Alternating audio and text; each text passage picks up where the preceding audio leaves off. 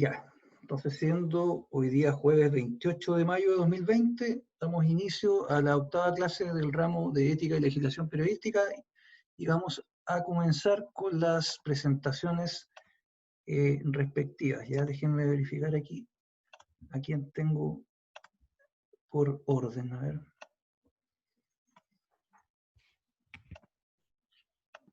Periodismo, ética.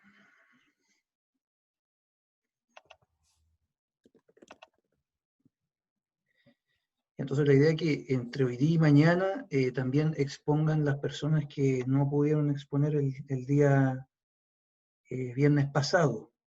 Y también les daría la posibilidad de, si no tienen la exposición lista ni hoy día ni mañana, podrían también hacerla el día lunes, pero ojalá la puedan hacer pronto, así salen de eso. Entonces yo tenía acá que el 22 de mayo, es decir, el viernes pasado, tenía que exponer Yanina Morales, por ejemplo. Doña Yanina, ¿va a exponer hoy día? Profe, ¿me ¿Sí? escucha? ¿Sí? ¿Sí? Yo le mandé un ensayo porque hablamos por correo. Ya, perfecto. Sí, tiene razón, disculpa. Sí. Ya, entonces Ya. sigamos con Dafne Villagra. Acá estoy, profe. ¿Se escucha? Sí, se escucha bien. ¿Quiere exponer hoy día, mañana o el lunes? No voy a exponer hoy día. Ya, perfecto. Entonces, tú tienes ahora ahí la posibilidad, si quieres, puedes compartir pantalla. Adelante cuando quieras, te escuchamos. Ya.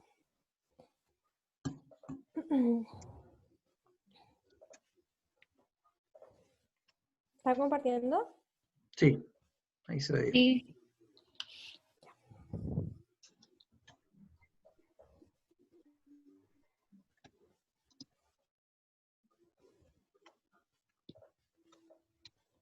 Ya. Buenas tardes, compañeros, profesor. Yo les voy a disertar sobre qué es un recurso de amparo y el debido proceso que hay que hacer para interponerlo. Bueno, el artículo 19, número 7, establece el derecho a la libertad personal y seguridad individual. La libertad personal es el derecho a toda persona para residir y permanecer en cualquier lugar de la República, trasladarse y salir de esta, siempre conforme a las normas legales. Y la seguridad individual, rodear la libertad de mecanismos cautelares para impedir su anulación por abuso de poder o arbitrariedad. En general, contiene el derecho de vivir y permanecer libre. Entonces, ¿qué es el recurso de amparo? Tiene como objeto restablecer si es que los derechos que yo mencioné anteriormente han sido vulnerados. El recurso de amparo es una acción constitucional consagrada en el artículo 21 de la Constitución Política de la República que puede interponer cualquier persona natural ante los tribunales superiores, con el fin de revisar las circunstancias en las que se lleva a cabo la retención del afectado.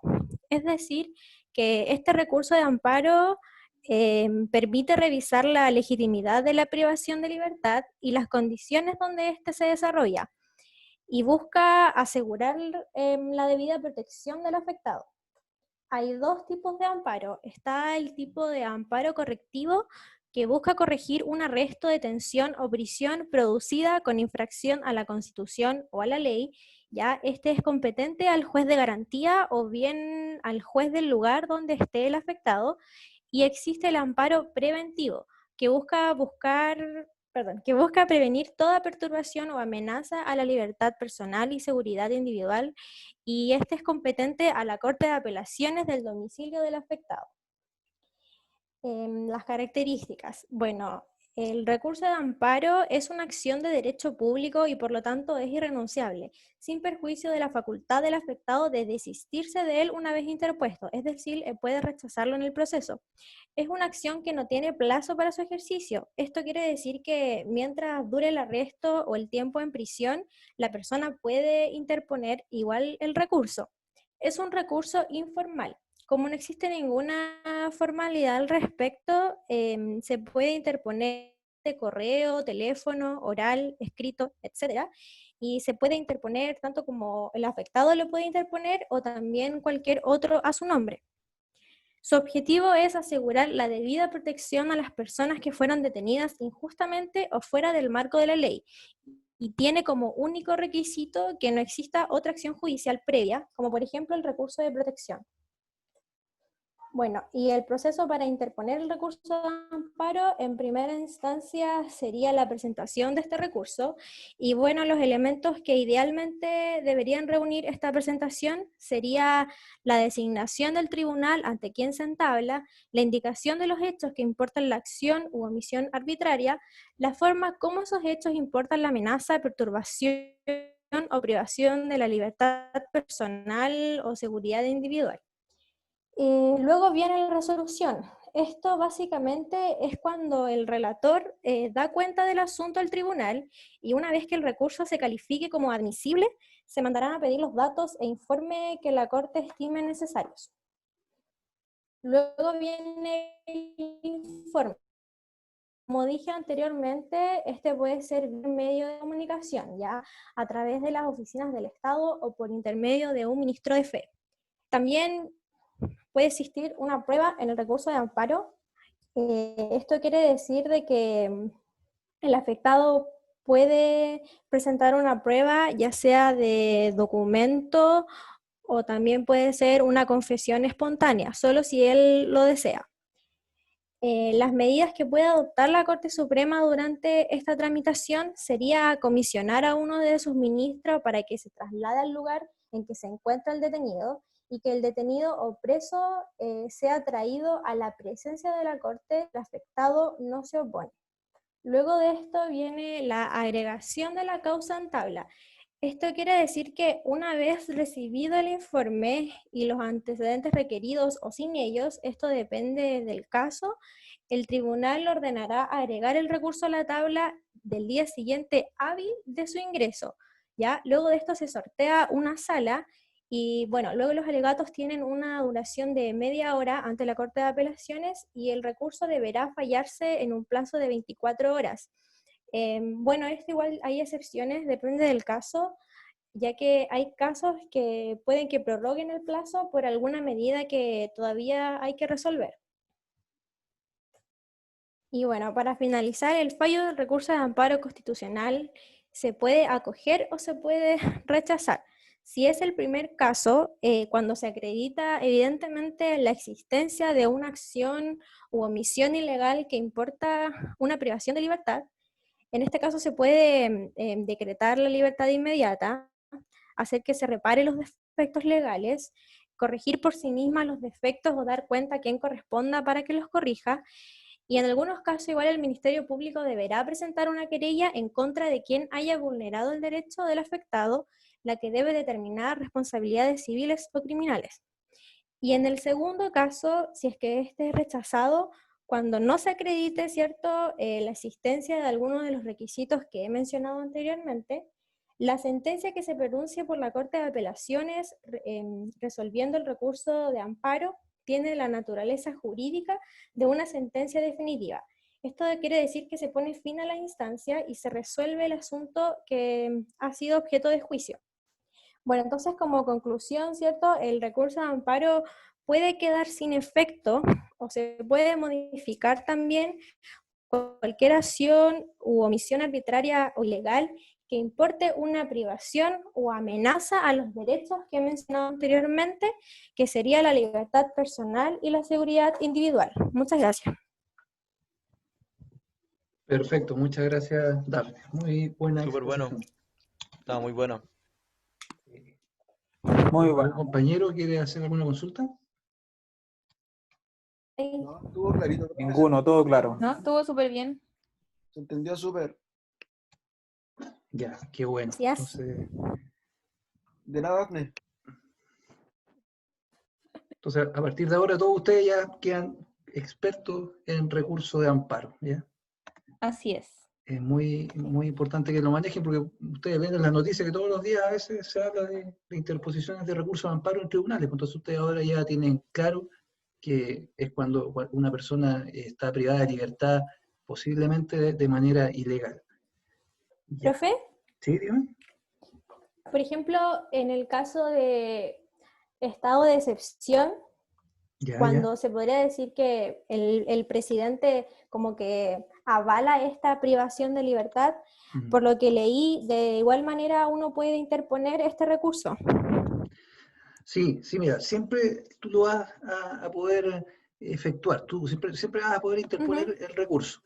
Pero es muy buena tu pregunta porque cuando estamos en un estado de excepción constitucional como el actual, por ejemplo, en los Sí, estados de excepción constitucional, su principal característica es que existe una autorización por parte del para presidente de privar la la República. libertad. Ujú. Exactamente, justamente lo que tú dices, para privar la libertad de ciertos derechos. Y en el estado de catástrofe que estamos viviendo actualmente, uno de los derechos que se priva con este estado de excepción constitucional es el del libre tránsito.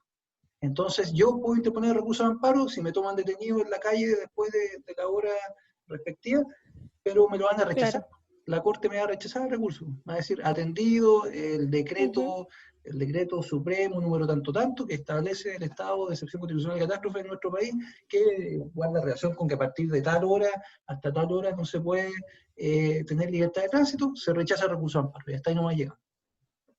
Y solamente hasta ahí, ¿no se da una segunda instancia? Es que, claro, yo podría apelarlo y se va a la Suprema, pero la Suprema va a decir lo Claro, mismo. Va a decir lo mismo la Suprema. Y de ya. hecho, capaz que me condene incluso a Ujú. pagar costas. Las costas judiciales me Ya. podría condenar a pagar porque se supone, bueno, si este recurso yo lo interpongo con abogado, ten por seguro de que van a condenar al abogado en representación mía a pagar costas judiciales. Eso significa que se va a condenar a pagar a la parte que ha litigado o que ha presentado esta acción cuando no tenía fundamento, ¿ya? Porque si resulta Ujú. que yo alego de que estaba por la calle y no tenía conocimiento, eso no es tener fundamento, porque una vez que las autoridades dictan leyes o decretos, una vez publicado en el diario oficial, que obviamente nadie lo lee, pero ya se entiende que una vez publicado, se entiende que es conocido por toda la ciudadanía. Nadie puede alegar ignorancia de la ley una vez que un decreto ley o una ley en particular o cualquier tipo de legislación, una vez que es publicada en el diario oficial, se entiende por una ficción legal que ya es conocido por todos. Entonces nadie podría alegar ese desconocimiento. Entonces, Profe, ¿eso que dice está en algún lugar estipulado como ley, como norma, o solamente se da a entender no, que el ciudadano debería saber eso? eso, mira, si no me equivoco, está en el artículo 8 del Código Civil. Tendría que corroborarlo. A ver, busquemos el tiro. Deja buscar de inmediato.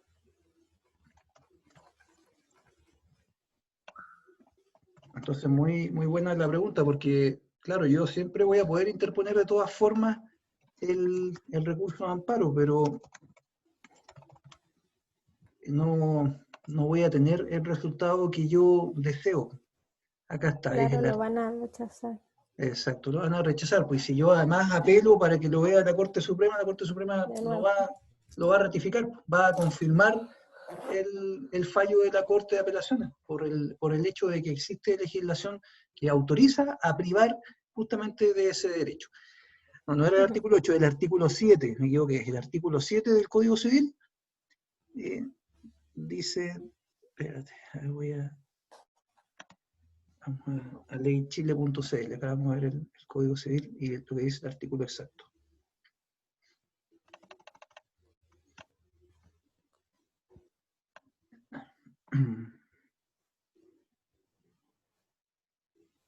Entonces, claro, todas estas cosas a nivel jurídico, todo está en la ley, en el código, ¿ya? Nada de esto se subentiende, porque hay un principio en el derecho que se llama el principio de legalidad. Eso está en la Constitución, el principio de legalidad que dice de que toda normativa tiene que estar en la ley. No puedo inventar normativas que se subentiendan, todo tiene que estar estipulado en la ley. Entonces, acá el artículo 7 del Código Civil, a ver, lo voy a compartir para que lo vean acá conmigo.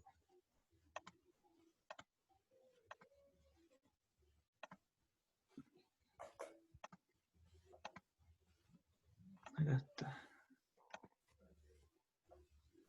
Entonces acá pueden ver, el artículo 7 dice que la publicación de la ley se hará mediante su inserción en el diario oficial y desde la fecha de este se entenderá conocido de todas y será obligatoria. Ya, perfecto. Gracias, profe. Y el artículo 8 dice, nadie podrá alegar ignorancia de la ley después de que ésta haya entrado en vigencia. Entonces, estos son los dos artículos que nos obligan a nosotros, que aunque no tengamos conocimiento, porque no vamos a leer el diario oficial, obviamente ese diario lo leen generalmente abogados, jueces, no el común de la gente, porque es solamente publicación de leyes. Entonces, sin embargo, mediante estos dos artículos del Código Civil, nos dice que una vez que se publique en el diario oficial, se va a entender que es conocida por todos. Y ahí también va a indicar cuál es la fecha de entrada en vigencia. Ya porque la ley puede decir que va a entrar en vigencia quizás 2 meses después o quizás el próximo año. ¿Ya? En ese caso, yo, por ejemplo, yo no podría alegar el desconocimiento de esa ley, porque ya se publicó. Lo que sí puedo alegar es que todavía no ha entrado en vigencia. ¿Ya? Porque la entrada de vigencia de una ley que se publica puede ser a futuro. Pero, como te digo, no podría yo alegar estando en la calle en la noche que no tengo conocimiento de que se dictó esa normativa, no podría, porque en virtud de estos dos artículos del Código Civil, nadie puede alegar la ignorancia de la ley después de que ésta haya entrado en vigencia. Y la publicación del diario oficial va a ser la que nos va a decir cuándo entró en vigencia esa ley. Pero muy, muy buena pregunta, porque efectivamente se pueden interponer de todas formas el recurso de amparo, incluso el de protección también, pero si existe esta normativa legal que justamente priva de los derechos fundamentales a los ciudadanos, ahí ya no hay nada que hacer. Nada que hacer. Ya. Vamos Gracias, ahora. profe. Sí, dígame.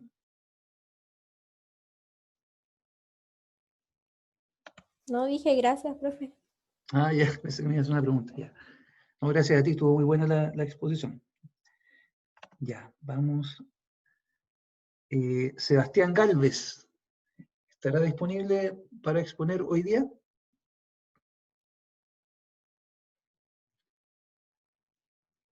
Parece que no está. Sebastián Gálvez. Ya. Está conectado, parece. Ya, entonces continuamos con Bárbara Herrera.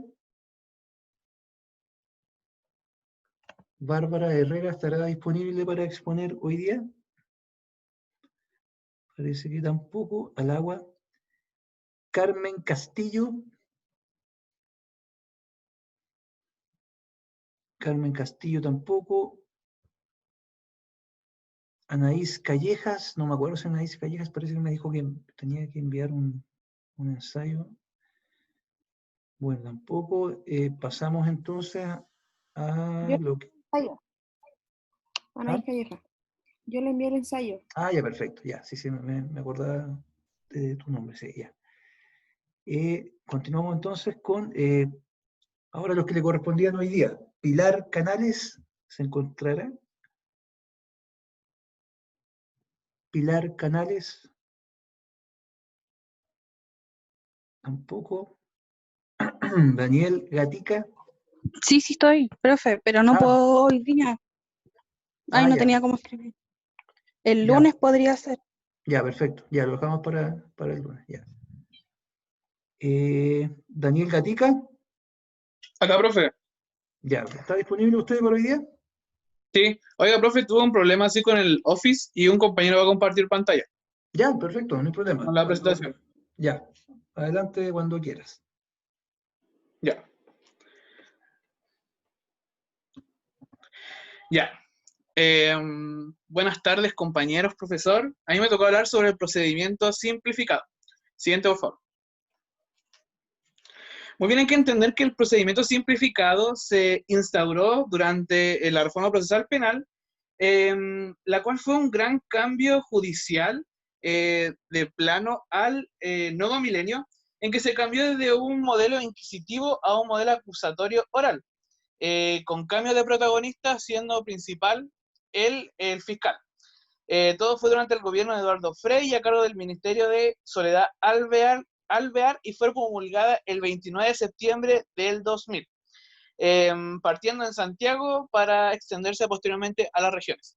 Siguiente, por favor. Muy bien, ahora el procedimiento simplificado se basa principalmente, bueno, es una modalidad de juicio para quienes como castigo tengan presidio menos de 540 días.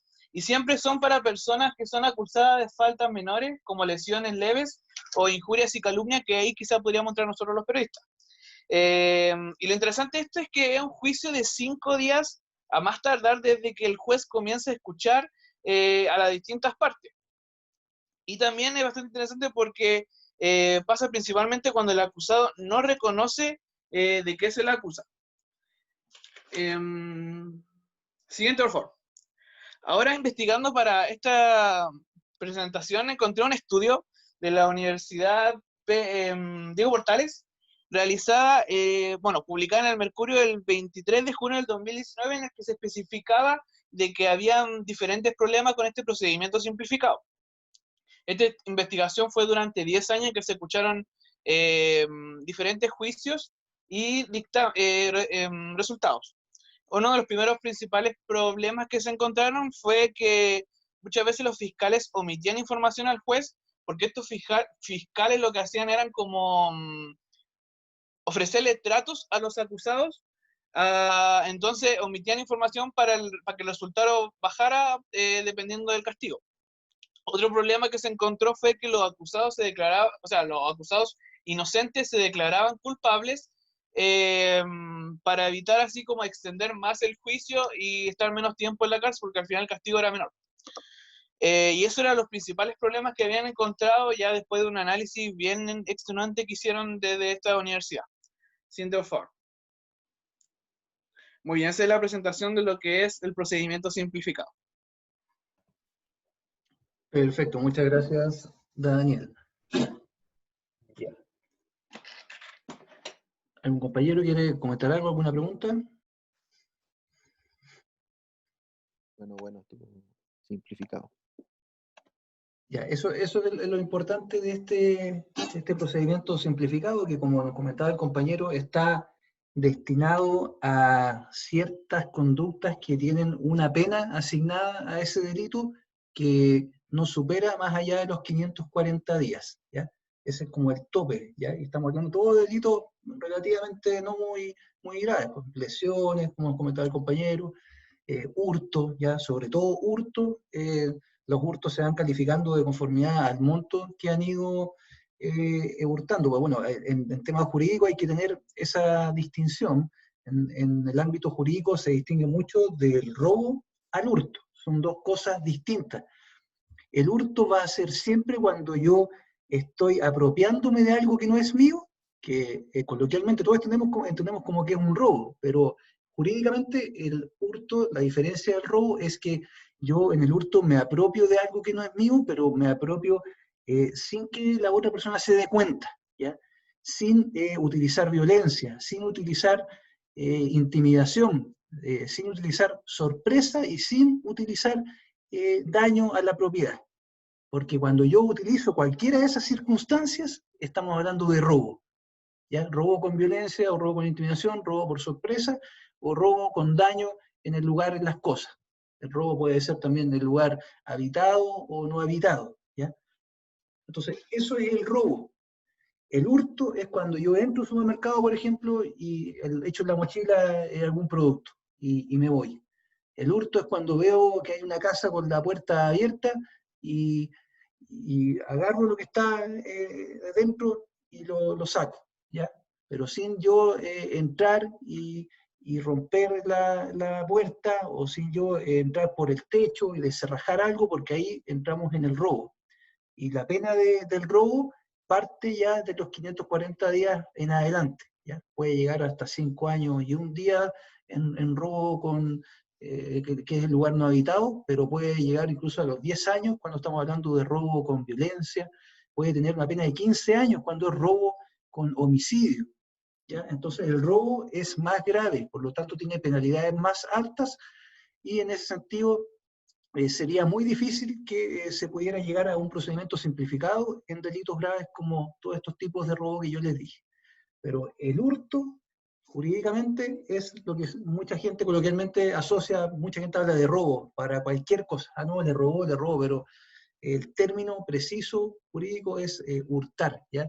Eso es lo que tipifica el Código Penal. El hurto es cuando me apropio de algo que es ajeno, pero como de forma escondida, ¿ya? Sin que el otro se dé cuenta, sin utilizar esas otras circunstancias, porque si ya utilizamos esas otras circunstancias, estamos hablando de robo y la pena es mucho más alta. ¿Ya? Bueno, me fui por lado, pero lo que quiero explicar es que el procedimiento simplificado va a realizarse en el juzgado de garantía, ¿ya? Y va a tener como principal función sancionar delitos de baja monta, ya delitos no muy graves, con penas que no superan los 540 días. Y generalmente en los procedimientos simplificados, el fiscal llega a un acuerdo con el imputado y le dice, mira, acá podemos lograr que en lugar de que te condenen a 540 días, podemos lograr que si tú aceptas responsabilidad, podemos ofrecer una mejor pena. Y el juez es el que toma la decisión final. Entonces el fiscal se sienta con el imputado y le dice, magistrado, esta persona está acá por un delito de lesiones en violencia intrafamiliar, o por daño, o por hurto en un supermercado, y estamos pidiendo la condena de 540 días. Pero si el imputado que está acá acepta responsabilidad en los hechos, le ofrecemos una pena de 200 días. Y el juez le pregunta a la defensa, ¿usted está de acuerdo? Al defensor, y el defensor le dice, sí, estamos de acuerdo. El juez le dice al imputado, señor imputado, ¿acepta usted responsabilidad? Bueno, le lee todos los hechos, ¿ya? Le lee la acusación fiscal, y una vez que la lee, le dice al imputado, señor, ¿usted acepta responsabilidad en los hechos? Y luego de la propuesta que le hizo el fiscal, y el imputado va a pensar, pues si yo acepto, ya me van a condenar sí o sí, pero la pena va a ser menor. Si no acepto, se va a hacer un juicio con testigos y todo, y ya no me van a ofrecer esa pena menor. Entonces ahí el imputado piensa. Claramente, si él no fue responsable y tiene testigos que lo van a poder corroborar, no va a aceptar responsabilidad y se va a hacer un juicio. Pero si él definitivamente fue responsable, lo sabe, y sabe que hay muchos testigos, guardias, cámaras de seguridad, ¿ya? Un montón de medios que lo van a inculpar, mejor acepta responsabilidad y se va con una condena menor.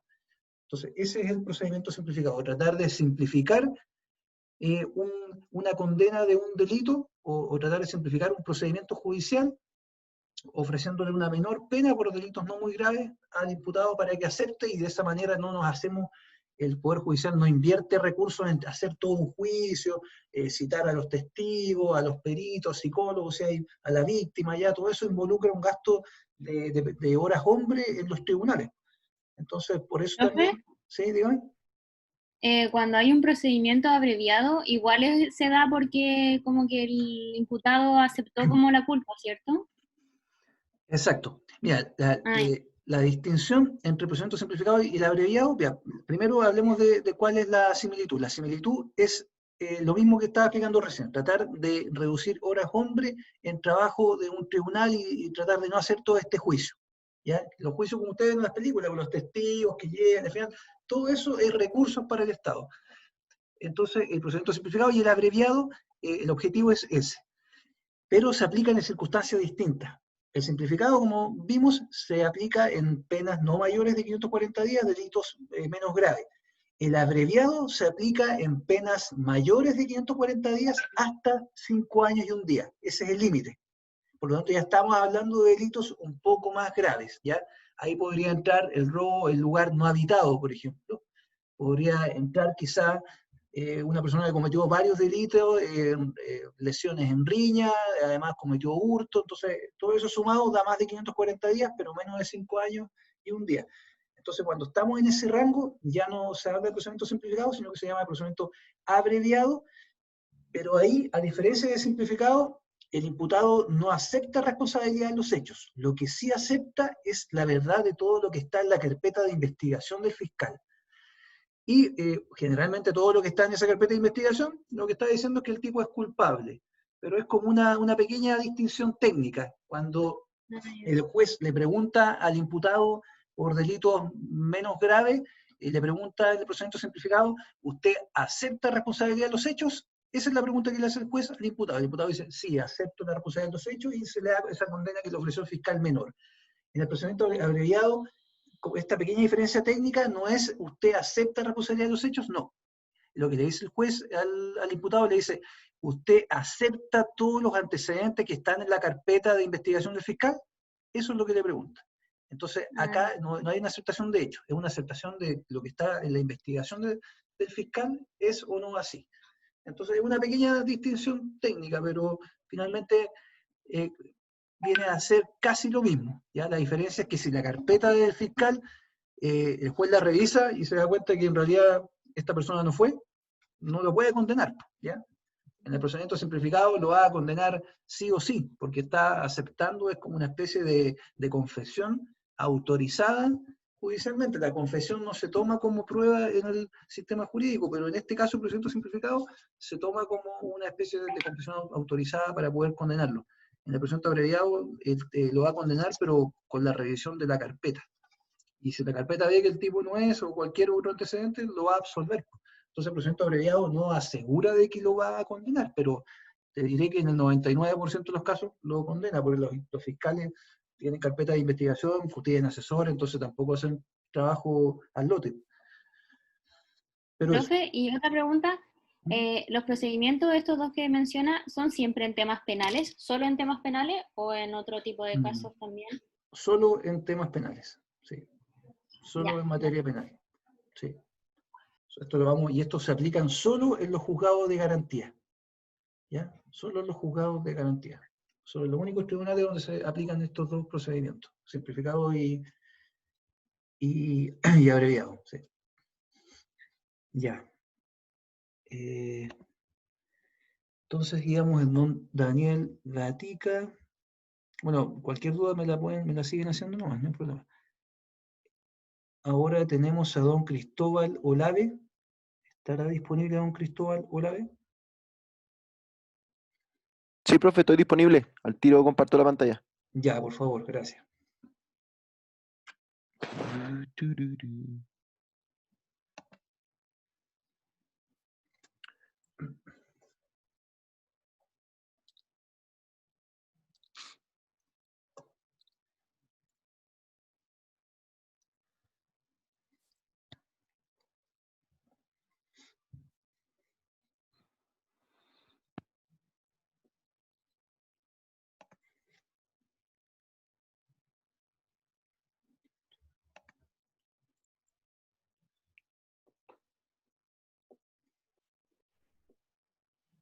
Profe, ¿Sí? ¿se está viendo algo o no? Sí, se ve ahí, procedimiento Sí, sí se ve. abreviado, sí. Ah, ya. Ya, al tiro. Está medio pegado el computador, no sé si se está viendo ahora en pantalla completa. Ahora sí. Ya. Buenas tardes, compañeros. Buenas tardes, profesor. Yo les voy a hablar del procedimiento abreviado, que es de lo que estaba hablando el profesor recién, así que vamos a empezar. Para entender más o menos de qué trata este procedimiento abreviado, debemos explicar qué significa y qué lo dicta. Bueno, consiste en la renuncia al juicio oral por parte del imputado y su reemplazo por una forma de juzgamiento simplificada. Esto quiere decir más abreviada, no como explicaba recién el profesor, donde se cita a los testigos y todo esto.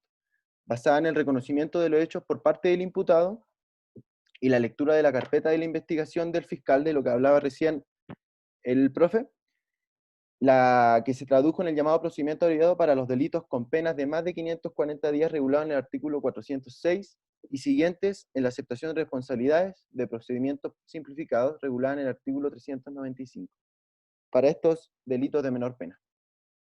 Bueno, es una salida alternativa al juicio oral, que puede pedirse cuando la pena del imputado no excede la de presidio menor en su grado máximo, es decir, a la de 5 años. Delitos menores. Ahora, más adelante voy a explicar algunos ejemplos de delitos menores. Es el juez de garantía quien decide si es posible que el imputado se acoja a esta salida. Cabe advertir que el único que puede solicitar la aplicación de este procedimiento es el fiscal. Como hablaba recién el profe, el imputado no es el que pide el procedimiento abreviado. Si bien el fiscal es el que pide al juzgado de garantía, y el juzgado de garantía es quien decide si este procedimiento abreviado se acepta o se sigue con el procedimiento de un juicio oral. Como dice ahí, que si se acepta, ello implica la renuncia a un juicio oral. Bueno, acá tenemos algunos ejemplos de delitos menores. Puede ser amenazar a otro con arma blanca, ocasionar desorden en la vía pública, manejar en estado de ebriedad. Todos estos son ejemplos de delitos menores.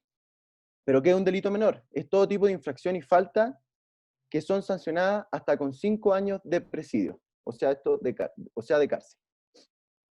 Y para ir finalizando lo que es el procedimiento abreviado, porque es bastante acotada la información, los objetivos de este procedimiento abreviado es agilizar la tramitación de los delitos menores. Con esto, descongestionar la labor de los operadores de justicia y, como hablaba el profe, no generar horas de personas, sino que evitar esto y que el juez de garantía dicte la sentencia inmediatamente. Otro objetivo de este procedimiento abreviado es comprobar la existencia del delito, ya que, como vimos anteriormente, el imputado es el que tiene que reconocer en toda la carpeta de antecedentes que tiene, para así el juez de garantía dictar la sentencia y apresurar el procedimiento. Claro, y comprobar la existencia del delito y su grado de responsabilidad en este. Ahora vamos a ver el procedimiento de bastante manera igual acotada.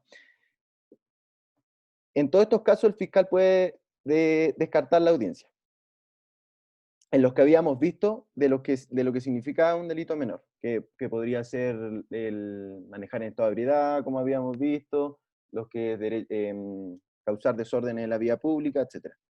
El imputado es informado del motivo de la investigación y después podrá pedir al juez de garantía que se realice el procedimiento abreviado, siempre que el imputado esté en conocimiento de los hechos en materia de la acusación y de los antecedentes de la investigación que lo fundan, los acepte expresamente y manifieste su conformidad con la aplicación de este procedimiento. Es ahí donde lo que estaba explicando recién, en donde el imputado es el encargado de aceptar todos estos antecedentes que están en la carpeta del fiscal, para así el juez de garantía, el magistrado, dicte su sentencia inmediatamente. Y eso sería. Muchas gracias. Perfecto, muchas gracias, Cristóbal. Muy claro también. Muy buena presentación. Vale. Excelente. Está súper clarito. Gracias, amigos. Ahora con... ¿Profe salió ahí o no? Hay una parte donde dice dejar de compartir, ahí arriba. Ah, perdón, profe, soy medio neófito. Nunca había compartido pantalla. Dejar de compartir, ya. Muy bien, eso. Ya, han estado muy buenas todas las presentaciones en general. Y esa es la idea, que vayan ustedes manejando todos estos temas, pues, tanto como el que lo presenta, como aquellos que escuchan, porque ahora ya cuando se vean enfrentados a estos temas ya van a tener una noción, por lo menos general, de lo que estamos hablando, ¿ya? Porque todos estos temas jurídicos yo sé que son enredados, tienen nombre además enredados, entonces uno no sabe qué pensar cuando hablan de procedimiento abreviado. Pero ahora esa es la idea, que ustedes salgan ya como periodistas teniendo noción de esto y quizás, además de algunos, les va a tocar cubrir temas jurídicos. Entonces, ya va a tener una noción de lo que estamos hablando. Ya. ¿Ahora estará disponible don Johan Rojo? Sí, profe. Ya. Adelante entonces, cuando usted quiera, por favor. ¿Se ve algo? Sí, ahí se ve, sí. Ya. Buenas tardes, compañeros, profesor. Yo le voy a hablar sobre las medidas cautelares. Como una pequeña introducción, cuando a un individuo se le formaliza por un delito, la Fiscalía generalmente le pide al juez que dicte medidas cautelares en su contra. ¿Qué es una medida cautelar? Es una medida privativa de la libertad personal o de la disposición patrimonial del imputado. Algunos ejemplos de estas medidas pueden ser desde una firma semanal hasta la prisión preventiva, que es la más grave. Las medidas cautelares están contenidas en el artículo 5 del Código Penal, son dictadas por un juez que está a cargo y son instrumentales, provisorias y homogéneas. Más adelante voy a entrar en detalle en esta clasificación.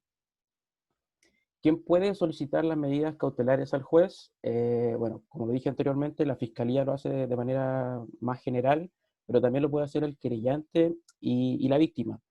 ¿Para qué se hace esta solicitud? Para asegurar el éxito de la investigación y también para garantizar y proteger la seguridad de la sociedad y también de la víctima.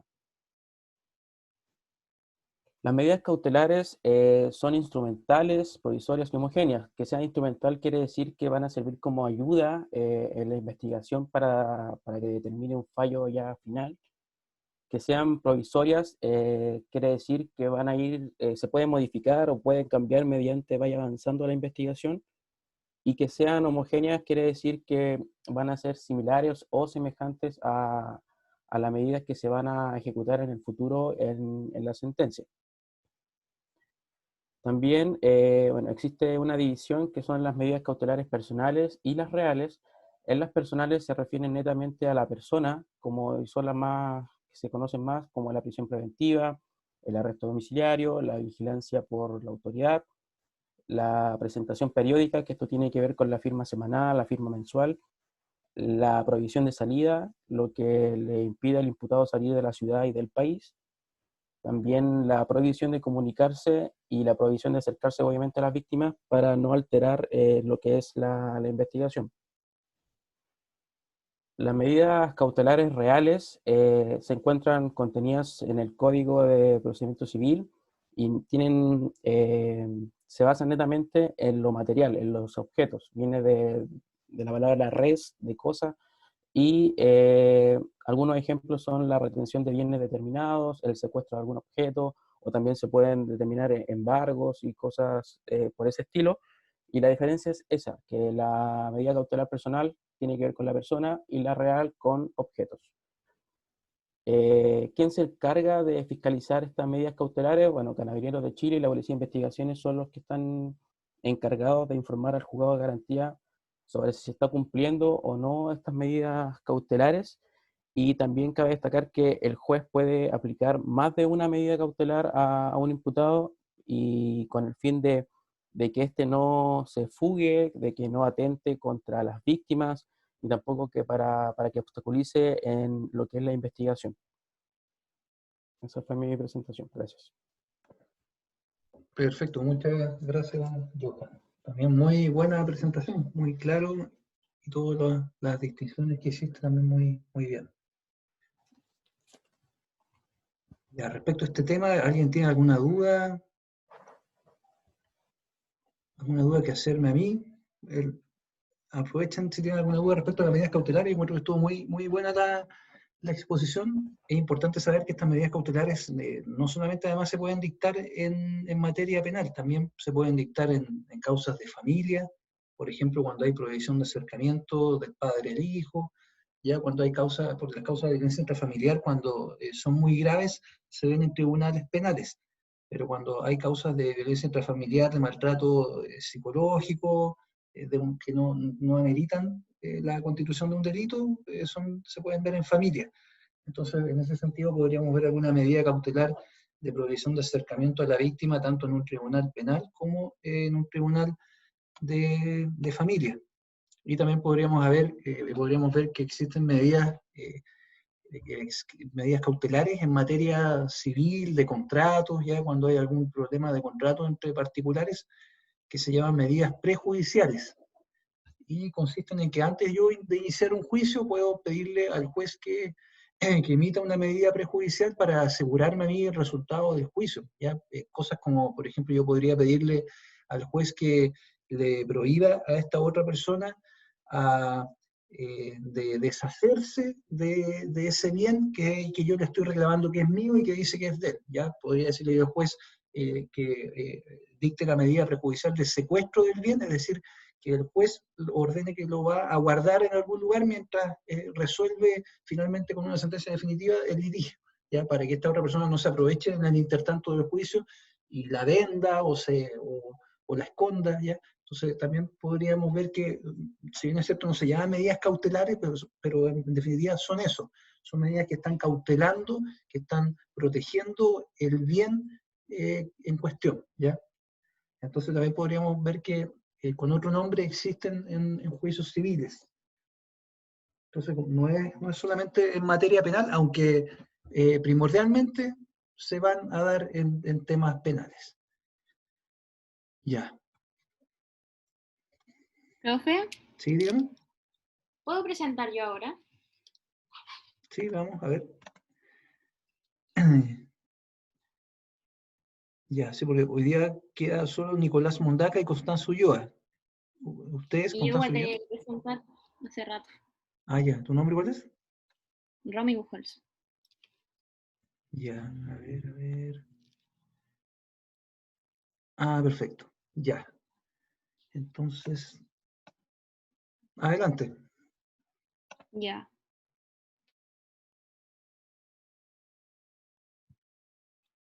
¿Se ve? Sí, perfecto. Sí, Ya. Tengo el internet un poco malo, así que si es que me corto algo me avisan, porfa. Ya. Ya. Bueno, a mí me toca presentar sobre el Juzgado de Garantía y Tribunal de Juicio Oral.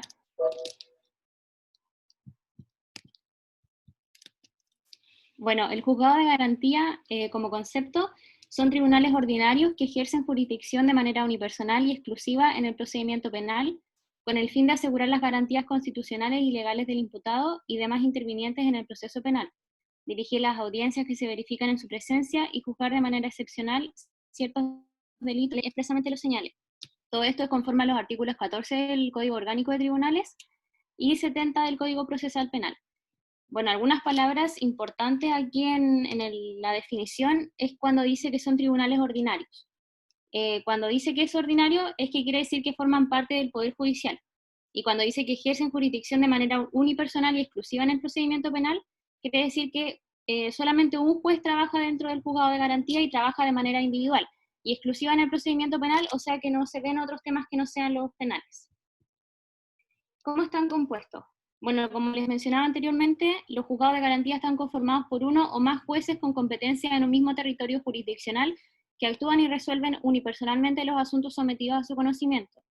Por lo general, los juzgados de garantía suelen tener solo un juez de garantía, pero en algunos lugares puede tener más. Por ejemplo, en Santiago hay varios juzgados de garantía que tienen más de un juez de garantía, pero de igual forma estos trabajan de manera unipersonal, o sea, cada uno en su sala y viendo cada uno sus casos. De ninguna forma ellos se juntan a dictar sentencia ni nada, siempre de manera unipersonal.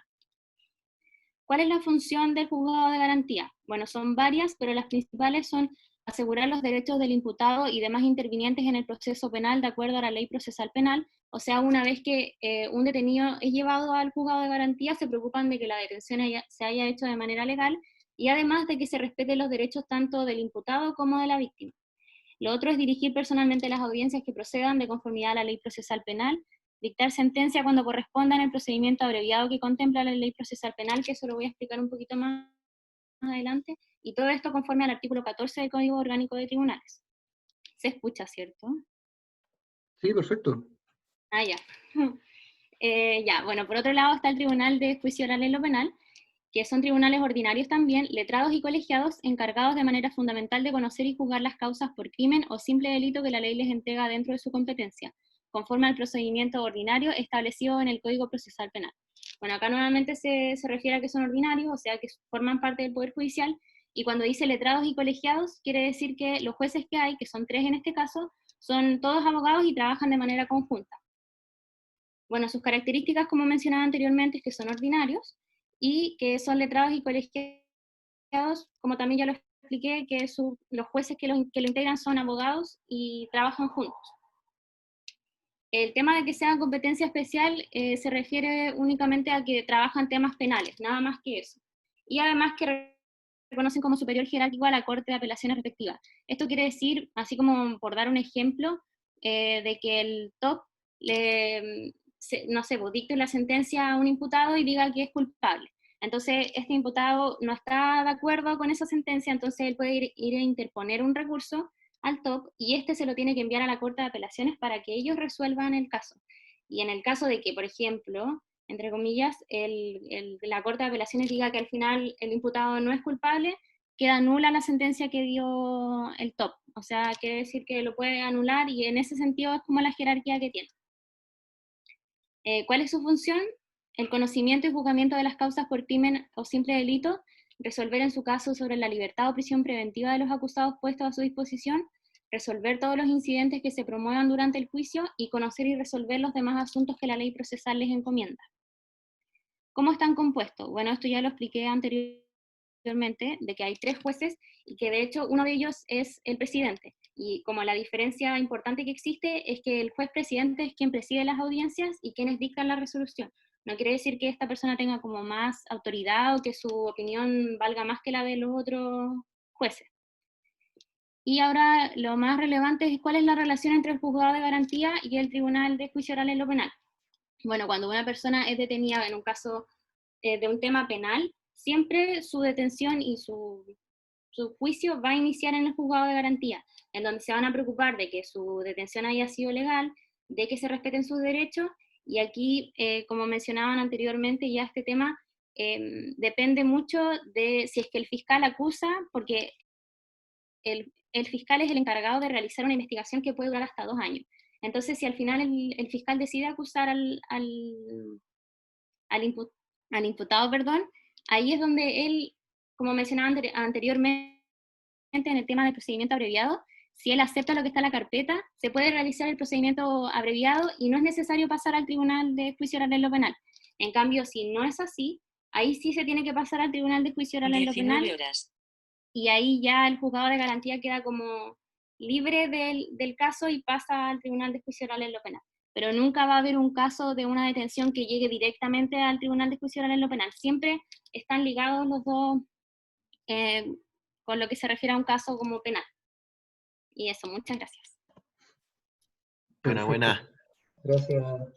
Bravo. Está súper bueno. Gracias. Buena. Estuvo muy bien explicado justamente en la parte final, bueno, todo en realidad, pero la parte final estuvo muy buena porque efectivamente esa es la gran diferencia. O sea, y la similitud, todas las causas van a iniciar en el juzgado de garantía, porque como tú explicaste muy bien, ahí se ve la legalidad de la detención, ya ahí es donde inicia el procedimiento. Si la pena de ese delito que me están inculpando a mí no supera los 540 días, me van a ofrecer el procedimiento simplificado. Si yo no lo acepto, voy a llegar a un juicio, pero este juicio va a seguir en el juzgado de garantía, ¿ya? En el juzgado de garantía de Antofagasta hay 7 jueces, pero la explicación de la compañera que es de un juez significa de que hay solamente un juez en la audiencia, ¿ya? Eso es que es un tribunal unipersonal, porque hay solamente una persona que es un juez en el estrado, ahí donde se ve generalmente en las noticias que hay un juez. Ese es el juzgado de garantía, tribunal unipersonal. ¿Y por qué solamente hay un juez y por qué en el tribunal oral en lo penal, o también conocido como TOP, hay 3 jueces? Porque los delitos que va a conocer el juzgado de garantía en un juicio, es decir, si no acepta responsabilidad del imputado, ya vimos que son delitos que no superan los 540 días, entonces son delitos no muy graves. Por tanto, basta con que un juez conozca el juicio, ya va a ser un juicio oral simplificado. En el caso de que no va a aceptar responsabilidad por ese delito, que no tiene más de 540 días de condena, y se va a hacer el juicio, pero ahí mismo, con este tribunal unipersonal, con este único juez. ¿Qué pasa si el delito que cometió ya es un poquito más grave y tiene penas entre 540 días y 5 años? Ahí también lo que vimos recién, nos van a ofrecer un procedimiento abreviado. Si yo acepto ese procedimiento abreviado, no se hace juicio y se resuelve ahí mismo en el juzgado de garantía. Pero si yo no acepto ese procedimiento abreviado, como la pena ya es un poquito más alta, el juicio no se va a hacer en el juzgado de garantía, se va a tener que hacer en el tribunal oral en lo penal, o conocido como TOP, para que se haga todo el juicio ahí ya con 3 jueces, porque estamos hablando de un delito un poquito ya más grave, con condenas ya superiores a los 140 días, y en general son condenas que pueden llegar en este tribunal inclusive al presidio perpetuo calificado, ¿ya? Que como les he comentado, acá no tenemos la pena en la cadena perpetua, pero tenemos el presidio perpetuo calificado, que consiste en que son 40 años de cumplimiento efectivo, y luego del cumplimiento de los 40 años en la cárcel, ahí recién podré optar a postular a la libertad condicional. Entonces eso es lo que quiero volver a repetirles, que la compañera explicó muy bien. Entonces, juzgado de garantía, todas las causas van a iniciar ahí, ¿ya? Porque como ella nos contó, ahí se ve la legalidad de la detención, y ahí vamos a ver qué tipo de delito y la pena asignada a ese delito, ¿ya? ¿Cuál es la pena? Porque si la pena no supera los 5 años, quizás podríamos resolver todo acá en un procedimiento abreviado. Si la pena no supera los 540 días, quizás lo podemos resolver acá mismo en el juzgado de garantía con ese único juez, en un procedimiento simplificado, y si no acepta responsabilidad, lo hacemos en un juicio oral simplificado, pero siempre ahí. Pero si ya estamos hablando de penas de 540 días para adelante, incluso hasta los 40 años de prisión perpetuo calificado, ahí el juicio se tiene que realizar sí o sí en este tribunal oral, en lo penal, porque ya es un tribunal colegiado, ¿ya? La contraposición del tribunal unipersonal que hay un juez es el tribunal colegiado, ya viene como de colegio, como que hay varios, porque en este tribunal son 3 jueces los que están ahí, ya obviamente 3 cabezas piensan mucho mejor que una para poder condenar delitos más importantes, más graves. El otro concepto muy importante que aportó la compañera es que es un tribunal letrado, ¿ya? Todos los tribunales del Poder Judicial son letrados, es decir, todos tienen que ser abogados, pero hay tribunales que no son del Poder Judicial, como por ejemplo podría ser un juzgado de policía local, donde no necesariamente tiene que ser abogado el juez. Por lo tanto, lo contrario al tribunal letrado, que es de letras, o sea que es abogado, es un tribunal lego, ¿ya? Donde el juez es lego, es decir, no es abogado. Es como más o menos el tratamiento jurídico que se le da. Ahora la compañera también aportó el antecedente muy importante de que es un tribunal ordinario. Claro, todos los tribunales de Poder Judicial son ordinarios en un sentido genérico, porque se va a contraponer que es un tribunal especialísimo, por ejemplo, los tribunales de la libre competencia. Bueno, ese es un único tribunal que está en Santiago, el tribunal de la libre competencia, tribunales tributarios también son tribunales especiales que ven ya materias muy específicas, tribunales medioambientales, ya, todos son tribunales especialísimos porque hay materias muy específicas. Entonces los del Poder Judicial generalmente son todos ordinarios porque hay materias genéricas. Ya esa es la distinción. Muy buena exposición de la compañera. Gracias, profe. Ya, gracias a ti. Entonces sigamos. Cualquier duda, aprovechen de hacerla. Ya, lo último que tuve, don Johan Rojo. Entonces, según fecha de hoy día, correspondería a Nicolás Mondaca y Constanza Ulloa. Por orden tengo a Nicolás Mondaca, ¿está disponible? Ya, adelante cuando usted quiera, por favor. Ya. ¿Se ve? No, no todavía. Ah, ya. Ahí sí. Ahí sí. Ya. Buenas tardes, compañeros, profesor. Yo les voy a disertar acerca de la pensión de alimentos.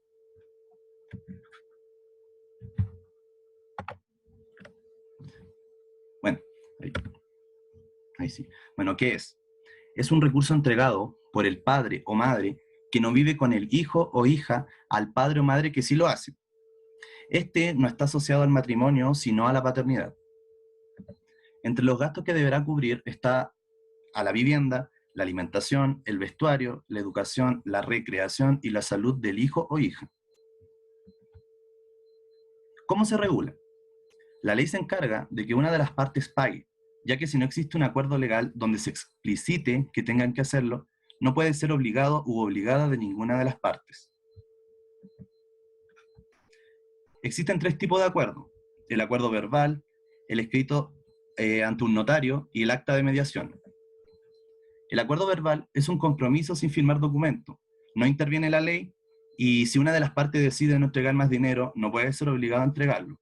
¿Qué quiere decir esto? Que si, por ejemplo, hicieron un acuerdo y ya una de las partes lleva 4 meses sin pagar, la otra parte no puede ir y demandarlo para que pague este resto, ya que nunca hubo un acuerdo legal. Está el acuerdo firmado ante un notario, el cual evita el proceso de demanda y juicio, es un acuerdo escrito por los padres y se hace por medio de un abogado y se firma ante un notario. También está el acta de mediación, en el que habla que un mediador interferirá y buscará dar soluciones a los padres para poder ver cuánto es el dinero a entregar. Ahora, si ninguna de esos tres tipos funciona, se procede a demandar. La demanda se interpone ante el juzgado de familia. Luego de esto, se citará a una mediación familiar obligatoria. Si funciona, se redactará el escrito y se finalizará el caso. En caso que no funcione, y en caso también que una de las dos partes no asista a la mediación, no será multado ni sancionado, solo se dejará el caso como frustrado, y se le entregará también a quien asistió un certificado de frustración. Tras esto, quien demandó deberá ir nuevamente al juzgado de familia y colocar nuevamente una demanda, y a lo que el juez citará a dos audiencias. Primero la audiencia preparatoria, que es donde se expondrán los datos del menor, ya sea nombre, edad, colegio que asiste, etc. Aquí el juez buscará dar una solución. Si no se llega a un acuerdo, una de las partes no asiste, se dará paso a la siguiente audiencia, que es la audiencia de juicio, en la que básicamente el juez decidirá cuándo y cuánto deberá pagar el demandado por medio de las pruebas que hayan. El demandado puede apelar ante esta sentencia. ¿Cómo se calcula la pensión de alimentos? Bueno, ingreso de ambos padres. Si es que los padres tienen el mismo sueldo, la pensión se dividirá en partes iguales. En cambio, si uno de los dos gana más que el otro, se calculará proporcionalmente el pago de la pensión. ¿Qué quiere decir esto? Por ejemplo, si es que un padre ganase 1 millón de pesos y la madre ganase 200.000 pesos, se entiende que son el padre quintuplica el sueldo de la madre. Por lo tanto, el padre deberá pagar en la pensión alimenticia 5 veces más de lo que pagaría la mamá. El monto mínimo de pensión alimenticia. Si una parte gana poco o no tiene trabajo, deberá cubrir el 40% del sueldo mínimo en caso de un hijo. Si son 2 o más con la misma persona, será el 30% por hijo. Entendiendo que el sueldo mínimo actual es de 320.500 pesos bruto, por un hijo deberá pagar 128.200 pesos y si es que son más de uno, con la misma persona, deberá pagar 96.150 pesos. El monto máximo de pensión alimenticia. Aquí deberá pagar el 50% del sueldo como máximo por pensión alimenticia. Para hacer la suma, quien demande deberá llevar pruebas para acreditar gastos, todo lo que, boletas, por ejemplo. En caso que no hayan, el juez tendrá conocimientos básicos acerca de los gastos de un niño. Y las sanciones son retención de licencia de conducir de 6 o más meses, arresto nocturno por 15 días. Quiere decir esto que la persona va a dormir a la cárcel desde las 10 hasta las 6 de la mañana. Si es que sigue sin pagar, se dará paso a un arresto total por 15 días.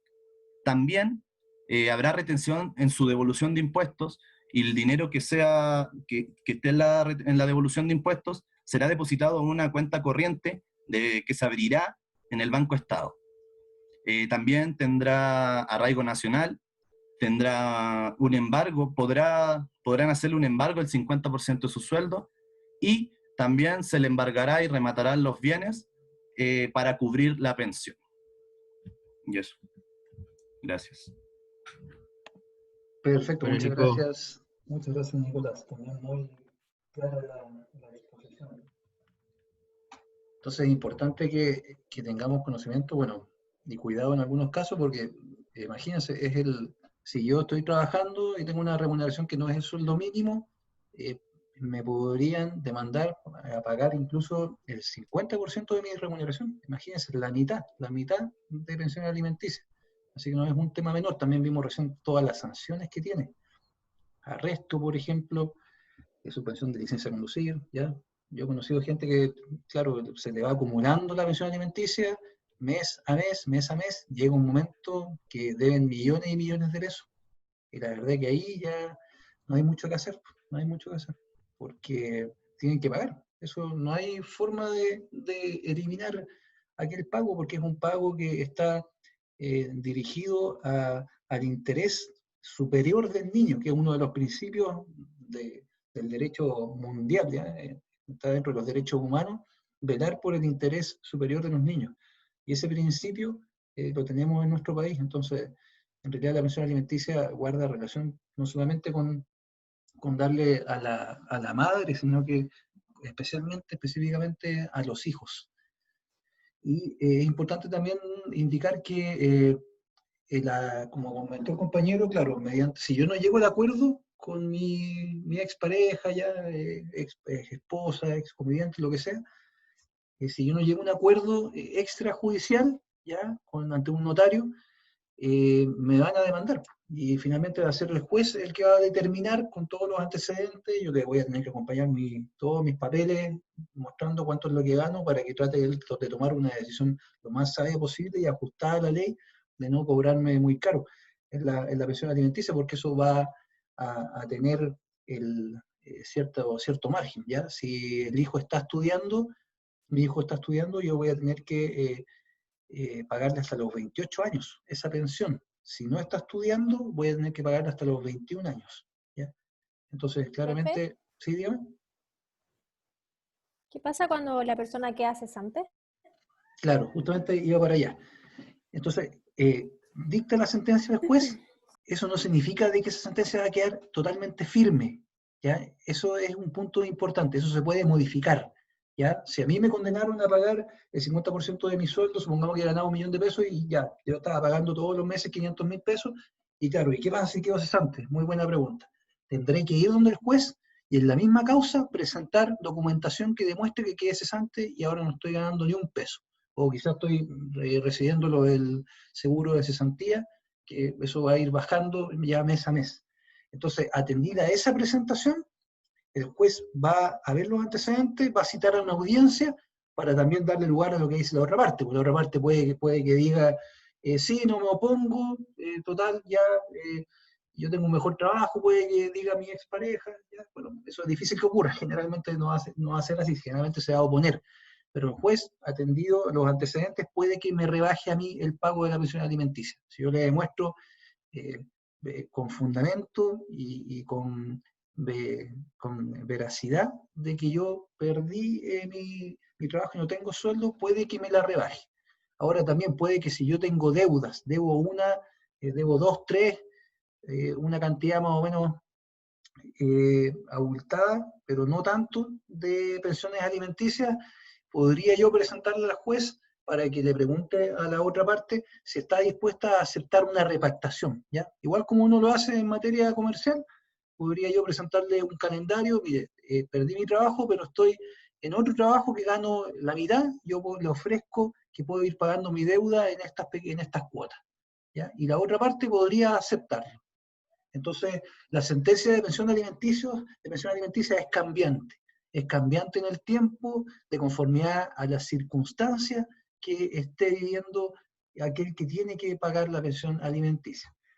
Pero lamentablemente tampoco es algo tan light, ¿ya?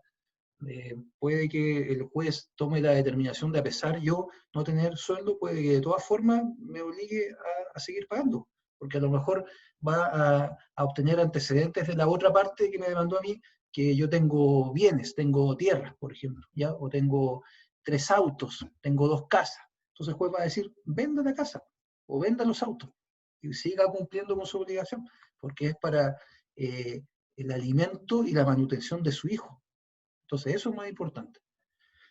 Entonces son todos temas que finalmente, si yo no estoy de acuerdo, la otra parte no está de acuerdo con lo que resuelva el juez de primera instancia, el juez de familia, yo voy a poder apelar, como dijo el compañero. Y será la Corte de Apelaciones la que va a tomar ya una decisión, ya que es más casi de estómago que legal, ¿ya? Porque acá la ley da ciertos requisitos, pero llega un momento que la decisión es ya de la sana crítica, de la experiencia de los jueces. Entonces queda un poquito fuera de la normativa legal para tomar decisiones, como les digo, más de corazón, más de estómago, más de equidad. Así que eso, buena pregunta, buena exposición también. Ya, don Nicolás Mondaca. Y me quedaría solo para exponer hoy día Constanza Ulloa. ¿Estará disponible Constanza Sí, Ulloa? comparto el tiro mi pantalla. Ya, muchas gracias. Adelante cuando usted quiera entonces. Profesor, ¿existe posibilidad de presentar posterior a Constanza? Sí, no hay problema. ¿Tu nombre cuál es? Camila Araya. Ya, no hay problema. Ok, gracias, profe. Ya.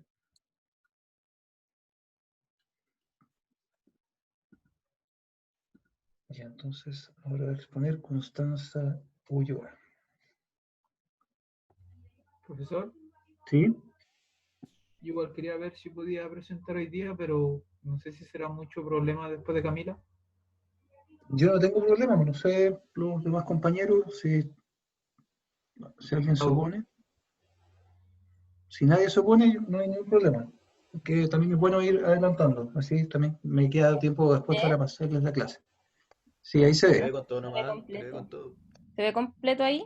Sí, perfecto. Ya, voy a comenzar. Ya.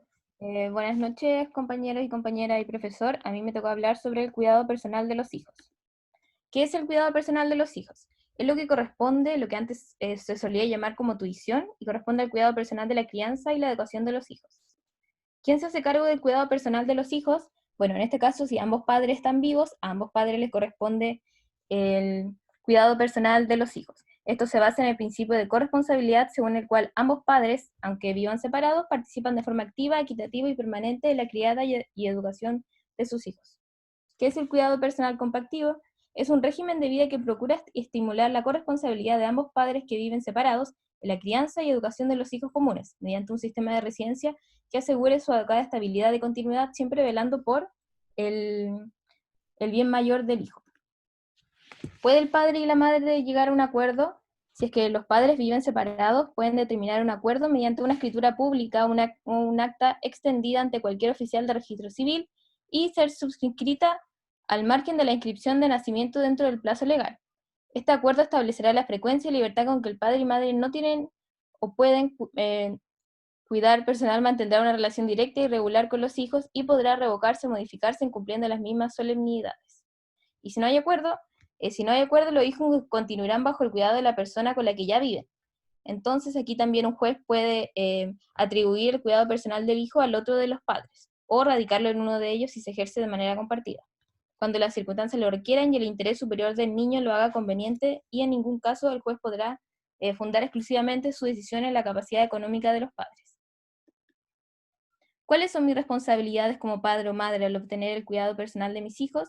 Bueno, es ocuparse de la crianza y de su educación, y en virtud del principio de corresponsabilidad, la ley dispone que vivan juntos o separados, padre y madre, ambos deben participar de forma activa, equitativa y permanente en la crianza y educación de los hijos. Si es que no hay acuerdo, los hijos continuarán bajo el cuidado personal del padre o madre con el que ya viven. Y adicionalmente, el padre o madre que tenga el cuidado personal también tiene la potestad de decidir sobre los derechos y deberes de los bienes del hijo hasta que éste se emancipe, lo que ocurre cuando cumple la mayoría de edad o se casa. ¿Qué criterios debe considerar el juez para conceder el cuidado? La vinculación afectiva entre el hijo y sus padres y demás personas en su entorno familiar, la aptitud de los padres para garantizar el bienestar del hijo y la posibilidad de procurarle un entorno adecuado según su edad, la contribución a la mantención del hijo mientras estuvo bajo el cuidado personal del otro padre, pudiendo hacerlo, la actitud de cada uno de los padres para cooperar con el otro, a fin de asegurar la máxima estabilidad del hijo y garantizar la relación directa y regular, la dedicación afectiva que cada uno de los padres procura al hijo antes de la separación, y especialmente la que pueda seguir desarrollando de acuerdo con sus posibilidades, la opinión expresada por el hijo, el resultado de los informes periciales que se haya ordenado practicar, los acuerdos de los padres antes y durante el respectivo juicio, el domicilio de los padres o cualquier otro antecedente que sea relevante atendido al interés superior del hijo. ¿Puede el cuidador personal quedar a cargo que no sea el padre o la madre? En el caso de inhabilidad física o moral de ambos padres, el juez puede confiar el cuidado personal de los hijos a otra persona o personas competentes, siempre velando por el interés superior del niño. Y se van a privilegiar a los que sean consanguíneos más próximos, por ejemplo, los abuelos o algún familiar directo como los tíos. ¿Qué derecho y qué deber tiene el padre o madre que no tenga el cuidado personal del hijo?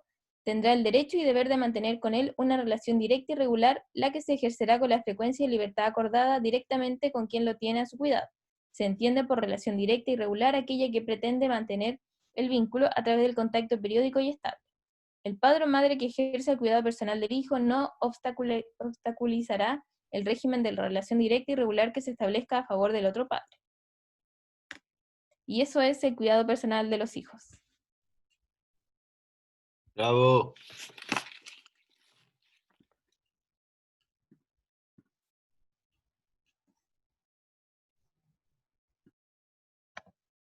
Perfecto, gracias Constanza, me había quedado sin audio.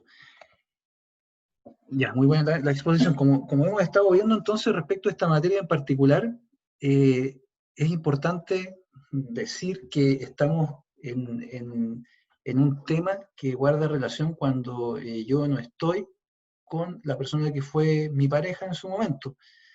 Y cuando no llegamos a un acuerdo en temas como, por ejemplo, cuánto es el dinero que yo le tengo que dar para la manutención de mi hijo, cuando tampoco llegamos a un acuerdo quién va a quedarse viviendo con el hijo, que es el cuidado personal, y en el caso de que la otra persona quiera ver constantemente a este hijo y haya una problemática con la expareja, también tendríamos que tratar de regular la relación directa y regular con el niño. Entonces estamos hablando de temáticas que cuando no hay acuerdo, lamentablemente vamos a tener que llegar a tribunales, porque de mediar acuerdo con mi expareja respecto de nuestro hijo, no tendríamos que llegar a estas instancias, ¿ya? Podríamos decirte, si hay una buena relación, yo le puedo decir, oye, no te preocupes, yo todos los meses te voy a depositar 500.000 pesos, o la cantidad que yo estime conveniente, para que tú puedas mantener a nuestro hijo. Y si la otra persona está de acuerdo, no hay problema, ¿ya? Ahora, siempre es bueno que eso quede estipulado ante notario, ¿ya? Porque en el caso que no cumpla, quizás yo ahí ya puedo demandarlo. También podríamos ponernos de acuerdo de quién va a vivir con nuestro hijo, ¿ya? Si yo no tengo ningún problema en que mi expareja, ella viva con nuestro hijo, y yo no reclamo, no hay ningún problema, ¿ya? Ahora, claro, si mi expareja, yo tengo conocimiento de que está en una especie de adicción a las drogas, ¿ya? O al alcohol, que está haciendo fiestas todos los días, entrando gente y dejando a mi hijo de 2 años ahí botado y con la posibilidad de tener contacto con esta gente que está entrando, claro, ahí yo ya me entro a preocupar y comenzaría a discutir con ella respecto de que quiero tener yo el cuidado personal, es decir, que viva conmigo. Ahora, claro, la madre probablemente se va a oponer, y para aquello entonces yo tendría que iniciar un juicio ante el Tribunal de Familia para solicitar el cuidado personal. Entonces, cuidado personal, lo que es, simplemente es quién va a vivir con el hijo, ¿ya? Eso es cuidado personal. Pensión alimenticia es que la persona que no esté con el cuidado de ese hijo la tiene que pagar, ¿ya? A la persona que sí esté con el cuidado de ese hijo. Y relación directa y regular es la relación que va a tener la persona que no está con el cuidado personal del hijo, ¿ya? Entonces, si mi expareja tiene a nuestro hijo, vive con él, ella tiene el cuidado personal. Pero si yo lo quiero ver ciertos días y ella me está prohibiendo, me dice, no, es que yo hoy día no puedo, después quiero otro día, no, es que tampoco puedo. Y yo me estoy dando cuenta que está actuando de mala fe, ¿ya? Con dolo, no quiere que yo vea a mi hijo, entonces yo podría hacer una demanda entre tribunales de familia para que me dé si no obtengo el cuidado personal, porque estima que es mejor que esté con su madre, yo no logro demostrar que hace fiesta y que está metida en la droga, por ejemplo, esto puede ser viceversa, ya no es por ningún tema de género que estoy hablando hacia la mujer, sino que estoy poniéndome yo en el caso. Puede ser tanto para uno como para otro lado. Entonces, yo si quiero que se establezca un horario y días para poder ver a mi hijo que mi expareja no me está dejando ver, entonces yo demando por relación directa y regular, para que sea el tribunal que diga, perfecto, el cuidado personal lo va a tener la madre de lunes a viernes, pero la relación directa y regular vamos a establecer que los días sábado y domingo, de tal a tal hora, usted puede estar con su hijo. Entonces esa es la relación directa y regular. ¿Cuánto voy a poder yo verme en ciertas horas y días con mi hijo? Porque el cuidado personal lo va a tener constantemente mi expareja, ¿ya? Esa es la idea. Ya. Respecto de eso, ¿alguien tiene alguna duda? No, profe, quedó claro. Ya, qué bueno. Ya, entonces vamos ahora con de Camila Araya, por favor. Ya, comparto pantalla arriba. Adelante.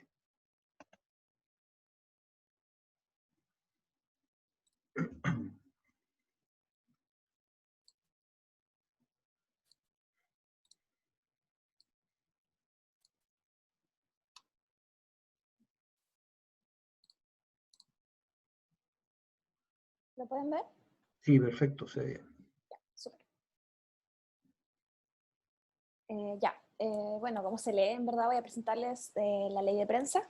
Buenas tardes a todos, disculpen. Buenas noches, ya en verdad está súper oscuro. Voy a presentarles la ley de prensa. Esta lleva de numeración de 19.733. Esta ley es conocida como ley de prensa, sin embargo, lleva por nombre Ley sobre las libertades de opinión e información y ejercicio del periodismo. Fue promulgada y llevada a efecto como ley de la República el 18 de mayo del 2001, bajo el gobierno de Ricardo Lagos Escobar. Esta está compuesta por 48 artículos, todos ellos divididos en 5 títulos, donde el quinto de estos títulos se subdivide en 5 párrafos. Algunos cambios que se destacan de esta ley son que nunca más un periodista va a ser juzgado por tribunales militares, ya que con la ley 19.733 se establece que solo la justicia ordinaria conocerá los delitos cometidos por civiles a causa de expresiones, opiniones o informaciones. También se establece que los medios de comunicación son considerados un bien esencial. Esto quiere decir que van a estar sujetos a la ley antimonopolios y también se estableció un registro público de las personas naturales o jurídicas que sean propietarios de los medios de comunicación. Con la promulgación de la ley de prensa también quedó derogada la ley 16.643 sobre los abusos de publicidad, y ante los delitos de injurias y calumnias, el afectado podrá, entre otros derechos, solicitar una indemnización por daño moral. Y aquí me voy a detener un poco, ya que se establece que la calumnia es en verdad mis compañeros ya establecieron esto, pero vamos a recordar un poco, que la calumnia es la imputación de un delito determinado, pero falso, y que puede perseguirse de oficio. Eso significa que son delitos que el Estado debe perseguir, aunque no exista una querella. Por otra parte, los delitos de injurias y calumnias solo son objeto de acción de la justicia si el ofendido se querella, es decir, que no se perseguirían de oficio. Y un ejemplo, si alguien es querellado por calumnia o injuria, ¿puede probar ante la justicia que lo que dijo es verdad? En el caso del delito de calumnia, admite la posibilidad de quien emitió los dichos los pruebe. ¿Qué quiere decir? Que si alguien dice, por ejemplo, que otro robó, y prueba que lo hizo, ahí podría probar ante la justicia que lo que dice es cierto. Sin embargo, en el caso de la injuria, solo se admite probar la imputación si son dichos sobre un funcionario público sobre hechos referidos a su cargo, o si se emiten para defender un interés público real. Dentro de los artículos de la ley de prensa quise destacar algunos, y voy a partir por el primero, que es el artículo número 1, y señala, y cito, la libertad de emitir opinión y la de informar sin censura previa constituyen un derecho fundamental de todas las personas. ¿Por qué me detengo en el artículo primero?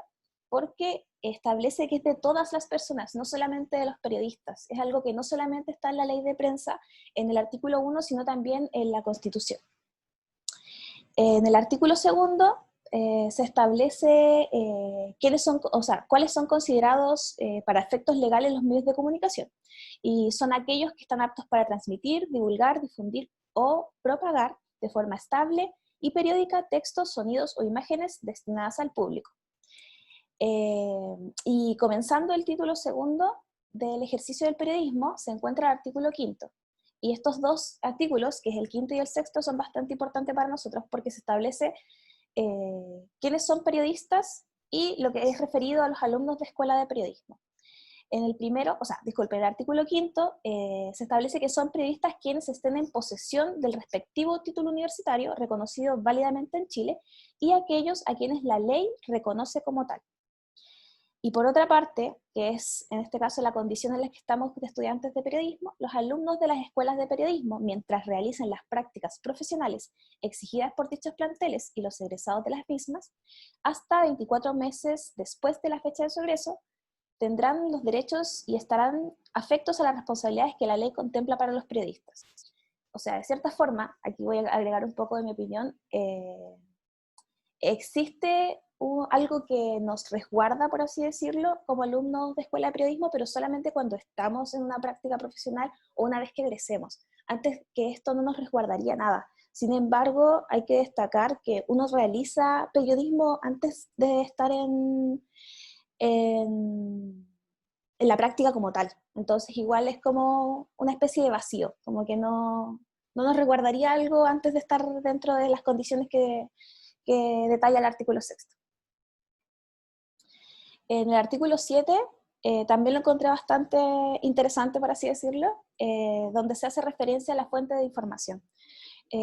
Lo que señala es que tendrán derecho los periodistas, directores, editores, en verdad es bastante extenso, junto con los que se refieren al artículo 5 y 6, los anteriores que mencioné, tendrán derecho a mantener reserva sobre su fuente informativa, la que se extenderá a los elementos que obren en su poder y que permitan identificarla, y no podrán ser obligados a revelarla ni aún judicialmente. Esto quiere decir, bueno, se entiende en verdad, pero quiere decir propiamente tal que no estás obligado a revelar tu fuente en ningún caso. Si uno quiere mantenerla secreta o simplemente no revelarla, puede hacerlo. En el artículo 8, inciso 2, dice lo siguiente: el periodista o quien ejerza la actividad periodística no podrá ser obligado a actuar en contravención a las normas éticas generalmente aceptadas para el ejercicio de su profesión. Es decir, que no pueden obligarte a hacer algo que va en contra de lo que dicta éticamente, en este caso, la ética periodística como tal. Y de ahí salto al número 12, al 12º, que indica que se indicará el nombre y el domicilio del propietario y concesionario en su caso, o del representante legal si se tratase de una persona jurídica. Esto hace referencia a los medios de comunicación. ¿Y por qué destaco el artículo 12? Porque es esto que siempre escuchamos en la radio o que vemos en la televisión cuando termina la transmisión, que dice el director es tanto, está domiciliado en tal lugar. Siempre que se indica esto es porque hace referencia al artículo 12 de la ley de prensa. Y el artículo 16 habla sobre la rectificación, difundida gratuitamente. Lo que señala es que toda persona natural o jurídica ofendida o injustamente aludida por algún medio de comunicación social tiene derecho a la aclaración o rectificación sea gratuitamente difundida en las condiciones que se establecen en los artículos siguientes por el medio de comunicación social en la que esta información hubiese sido emitida. Es decir, que si una persona fue ofendida por algún medio de comunicación o aludida por algún tipo de medio de comunicación, tendría el derecho completamente a que se aclare o que se rectifique. Y esto tiene que ser de forma totalmente gratuita por el medio de comunicación el cual ofendió o al cual se aludió a la persona. Y acá hay algo interesante. Yo creo que si toman la ley, o en verdad yo creo que ya la deben haber visto por el tema del ensayo que hay que entregar, o que ya entregaron algunos. Cuando tú revisas la ley, encuentras que los artículos 37 y el 43 están establecidos como derogados. Tú lees el 37 y dice derogado, lees el 43 y dice derogado. Y al final del primer inciso del artículo 38 se señala la ley 20.361, ya que por medio de esta ley, en su artículo 2, se modifican los artículos 37 y el 43. Ahí se establece que fueron derogados. Y por otra parte, el 38 fue reemplazado. La ley, bueno, en verdad tiene un largo nombre y muy aburrido y extraño. Realiza esta ley en particular, la 20.361, realiza diversas modificaciones, no solamente a la ley de prensa, y también a otras leyes. Pero en verdad no voy a profundizar en eso porque ahí nos desviaríamos un poquito. Hay un artículo en particular que considero bastante importante y a destacar, que es el artículo 46 de la ley de prensa. Lo considero importante ya que realiza modificaciones a la ley 12.927 sobre seguridad interior del Estado. Yo creo que es probable que la hayan escuchado, ya que estaban pensando en aplicarla posterior al estallido social, para las personas que habían ocasionado disturbios, este tipo de cosas, estaban pensando en aplicarla, entonces quizás ahí pueden haberla escuchado. Bueno, esta ley La Ley de Seguridad Interior del Estado fue promulgada en 1958 en el gobierno de Carlos Ibáñez del Campo. Entre los cambios realizados se encuentran los artículos derogados señalados acá, que es el 16, el 18, el 19, el 20 y el 21, se derogaron por medio de la ley de prensa, y se reemplazó el 17 y la letra B del artículo 6. Y acá me voy a detener nuevamente, que es la letra B del artículo 6. ¿Por qué considero que es importante que esta sea modificado? Porque señala lo siguiente, y se lee en el original: los que ultrajen públicamente la bandera, el escudo o el nombre de la patria, y los que difamen, injurien o calumnien al presidente de la República, ministros de Estado, senadores o diputados, o a los miembros de los tribunales superiores de justicia, sea que la difamación, la injuria o la calumnia se cometa con motivo o no del ejercicio de las funciones del ofendido. Esto es lo que nosotros encontramos originalmente en la Ley de Seguridad del Estado, en su artículo 6, letra B. Sin embargo, por medio de la ley de prensa, la ley 19.733, se reemplazó por esto que cito a continuación: los que ultrajen públicamente la bandera, el escudo, el nombre de la patria o el himno nacional. Voy a explicar lo que considero más importante, o que yo considero más importante de la ley, que es el artículo 46. ¿Por qué lo considero importante? Y esto va a continuación. Porque es uno de los motivos por los cuales nace esta ley. La ley nace y la catapulta el caso de Alejandra Matus. Antes de esto, en verdad, sí se había hablado sobre esta ley. Sin embargo, una vez que sucedió el caso de Alejandra Matus, con el libro negro de la justicia chilena, se catapultó aún más y la ley surgió y se volvió a conversar y a que en el fondo saliera a luz. Voy a explicarles un poco. No sé si todos han oído, yo creo que todos han quizás oído hablar del libro negro de la justicia chilena. Sin embargo, para los que no lo conocen o quizás no han escuchado hablar de ellos, o por qué el libro ha sido tan bullado, o fue tan bullado, les explico a continuación. El martes 13, coincidentemente en verdad fue martes 13 de abril de 1999, la periodista Alejandra Matus publicaría su emblemática obra, que vendría siendo el libro negro de la justicia chilena.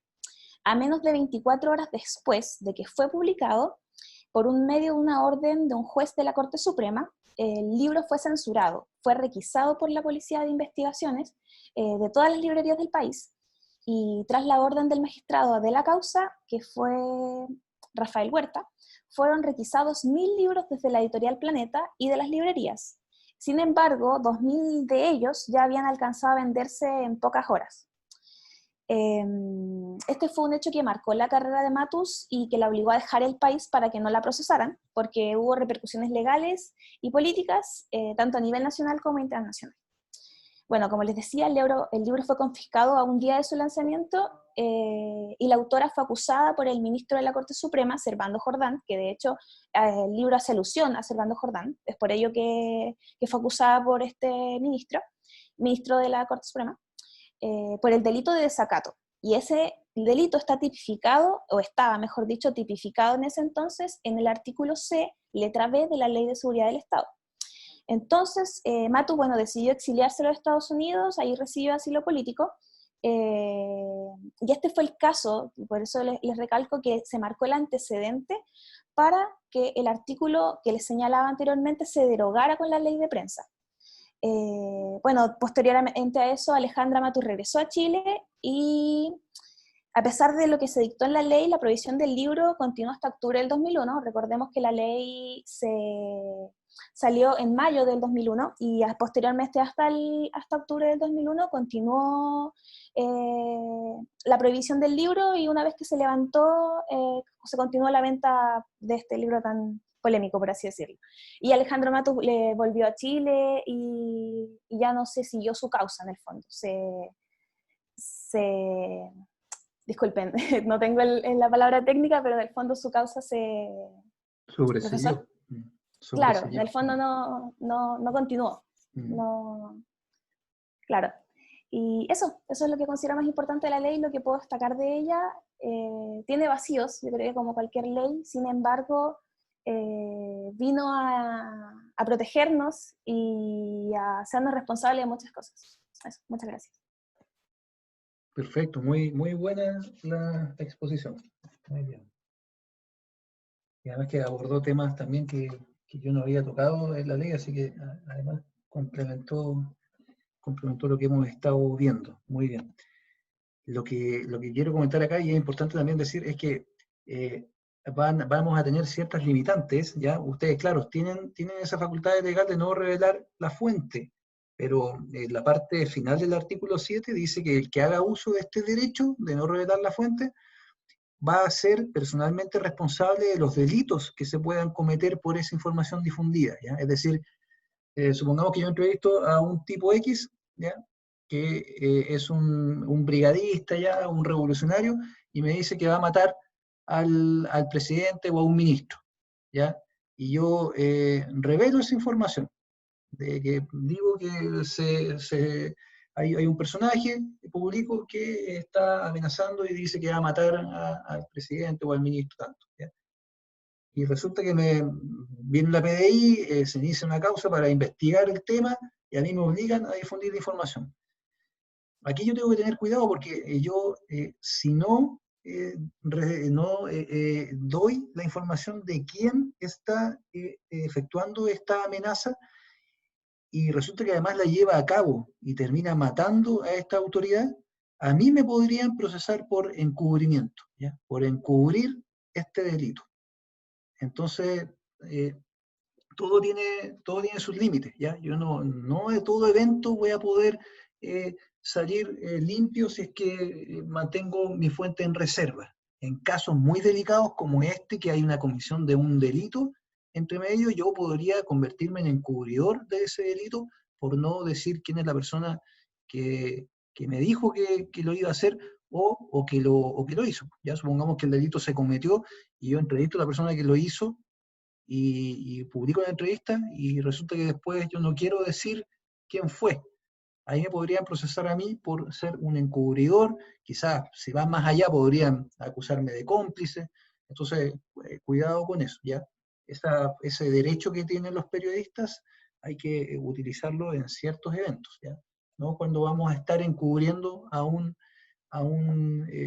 delincuente, ¿ya? A una persona que haya cometido un delito. Ya, muy buena la presentación. Ahora, bueno, yo sé que estamos pasados en el tiempo, por lo tanto le doy la excuso a quienes quieran retirarse, ya no hay ningún problema, pero hay otro compañero que quiere exponer. Sí, yo, profesor. Carlos Ya. Villalobos. Perfecto, Carlos. Profe, Adelante. disculpe, ¿Sí? antes, presidente Carlos, yo quería consultar cuándo va a ser la entrega de los temas para el examen oral, las preguntas y eso, que quedan 2 semanas, creo.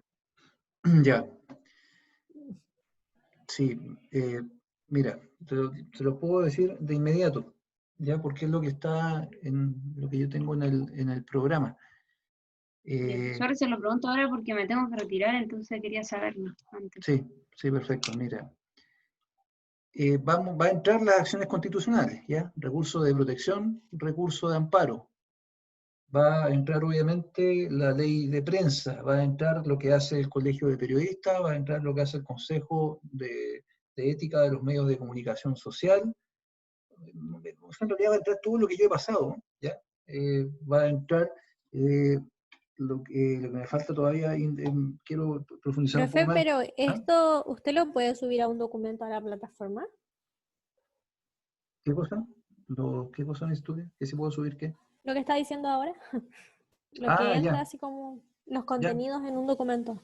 Sí, perfecto. Sí, lo voy a subir mejor. entonces. Gracias. Sí, lo voy a dejar ahí entonces en el sistema, el temario de la prueba.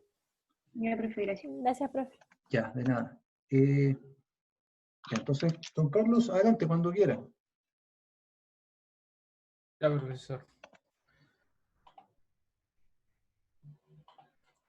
¿Se ve? Sí, proceso constituyente, se ve, sí. Mire, importante tema que nos va a comentar. Sí, ojalá lo puedan ver, si no, igual esto está grabado y lo voy a subir a la página. ¿Se ve bien ahí? Sí, se ve. Sí, perfecto. Ya. Bueno, buenas noches y disculpen la hora, compañeros. Bueno, yo les voy a hablar sobre el proceso constituyente que se lleva a cabo entre los años 2019 y el actual 2020. Primero tenemos que saber qué es un proceso constituyente. Este proceso es fundacional de un Estado democrático en donde se crea una nueva constitución o carta magna también como se le llama, según la voluntad y las necesidades expresadas por los ciudadanos. En la República de Chile rige, como todos sabemos, la Constitución que se crea en el año 1980 durante la dictadura militar. Una Constitución es el conjunto de normas fundamentales de un Estado soberano, las cuales suelen estar plasmadas de forma escrita y estipulan los límites, las relaciones de los poderes del Estado y la relación que tienen estos con los ciudadanos. El proceso que estamos viviendo ahora, el proceso constituyente del 2019 en conjunto en el 2020, se realizará, después de estar pospuesto del 26 de abril, se realizará el 25 de octubre, pospuesto por lo que todos sabemos de la pandemia. ¿Qué se votará en este plebiscito? Tendrá como primera pregunta si quiere usted una nueva constitución. Las dos opciones son apruebo o rechazo. Usted tiene que rayar solamente una opción para que el voto sea válido. La segunda pregunta es qué tipo de órgano deberá, o debería en este caso, redactar la nueva constitución. Primero tenemos una convención mixta constitucional, que está integrada en partes iguales por miembros elegidos popularmente, y parlamentarios o parlamentarias que estén en ejercicio. Y la convención constitucional solamente abarcará miembros elegidos popularmente, exclusivos solamente por esas personas. Ahora, ¿quiénes podrían ser los que redacten esta constitución? Bueno, primero el presidente de la República, en este caso Sebastián Piñera, convoca a elección de los miembros de la convención mixta o convención constitucional, dependiendo de cuál sea escogida, si es que además se aprueba la nueva constitución. Esta elección se lleva a cabo el 11 de abril del año 2021. Si es que se elige la convención constitucional, las personas que pueden formar parte de esta convención son los chilenos mayores de 18 años y los que son nacidos en el extranjero tienen que tener o padre o madre o ambos que sean de nacionalidad chileno, y las personas que sean nacionalizadas por gracia también podrán formar parte de esta convención. Si es que la convención es mixta, en el caso de los parlamentarios, porque ya está el caso de las personas naturales, se pueden postular las autoridades convencionales, o sea, las autoridades que estén en ejercicio, y su trabajo convencional, digamos, tendrán que cesar en sus cargos. Así que solamente tendrán que preocuparse de la redacción de la nueva constitución, si es que se elige la convención mixta. Cada artículo se aceptará en base de un quórum de 2/3. ¿Qué quiero decir con esto? Que la convención deberá aprobar las normas y el reglamento de votación por un quórum de 2/3 de sus miembros en ejercicio. La convención no podrá alterar los quórums ni procedimientos para su funcionamiento y para la adopción de acuerdos. Si es que un artículo de la Constitución no cumple con este quórum, se mantiene el artículo que estaba inscrito en la Constitución de 1980. Después de redactada la Constitución, existe un plebiscito de salida en donde básicamente ya construida la Constitución, ya redactada y todo, existe el plebiscito de salida, en donde el presidente de la República debe convocar a un nuevo plebiscito, como bien digo, en donde habrá un sufragio obligatorio. Esto es muy importante, obligatorio. En donde se consultará si aprueba usted el texto de nueva Constitución propuesto por la Convención Mixta Constitucional, si es que se aprueba esa opción, o aprueba usted el texto de la nueva Constitución propuesto por la Convención Constitucional. Como dato anterior a este proceso, existió un proceso en el año 2015 al año 2018 en el mandato de la expresidenta Michelle Bachelet, en donde se crearon los recordados cabildos, en donde se generaron varios documentos. En realidad, en general se creó las bases para una nueva constitución, bien digo, que debía ser continuada por el próximo gobierno. Realmente esto, a mi parecer, fue quizá una pérdida de tiempo, porque si no hubiera sido por el estallido social, este nuevo proceso constitucional quizá no estaría en discusión. Y finalmente, también está el tema de la paridad de género, que tendrá que ser por partes iguales de hombres y mujeres para las convenciones que sean elegidas. Muchas gracias. Buena, Carlongo. Perfecto, muchas gracias, Carlos. Bien, un tema muy muy importante y complejo también. Bravo. Ah, no sé cómo dejar de compartir pantalla. Ahí yo lo hice. Ah, ya. Ya, bueno, entonces, bueno, les agradezco a todos ustedes, disculpen la hora, sé que nos pasamos en el tiempo, pero es bueno también tratar de tener una mayor amplitud de conocimiento de todos estos temas. Entonces, nos vemos mañana a partir de las 6, ahí en la página les voy a subir, como lo he hecho entonces, el link. El día de hoy subí 2 videos que tienen que ver con calumnias e injurias, ¿ya? Para que en la medida de sus posibilidades lo puedan ver.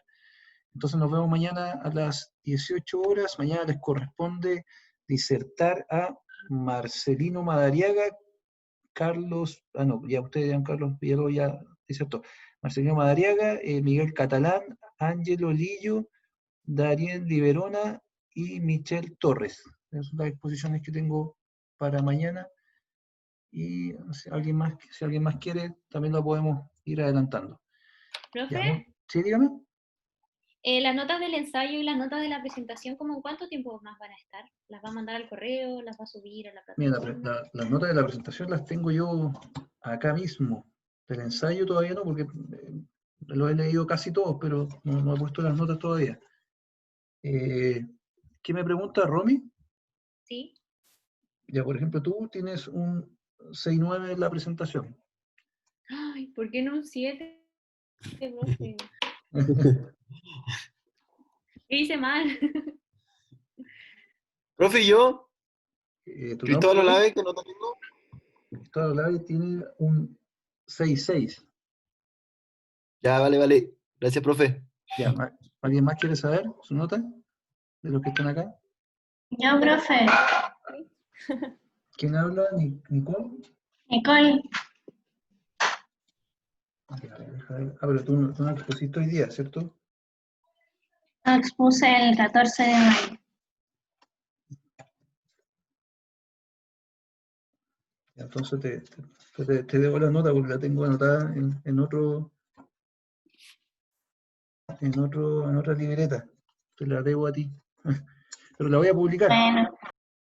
Disculpa, pero la voy a publicar la nota mañana. Mira, mañana después de la clase voy a publicar todas las notas que tengo y voy a publicar el temario también de la última prueba. Ya, voy a repetir entonces quiénes exponen mañana, que me está preguntando un compañero. Entonces mañana es 29 de mayo, expone Marcelino Madariaga, expone Miguel Catalán, Ángelo Lillo, Darien Liberona y Michelle Torres. Esas son las personas entonces que corresponde exponer mañana. Y entonces, como les digo, mañana después de clase me comprometo a subir todas las notas que tenga y voy a subir también el temario. Así es que eso, pues, ¿alguien tiene alguna otra duda? Profe, ¿me daría mi nota? Camila Araya. Sí, un 6-9 también. Gracias. Ya. ¿Alguien más tiene otra pregunta?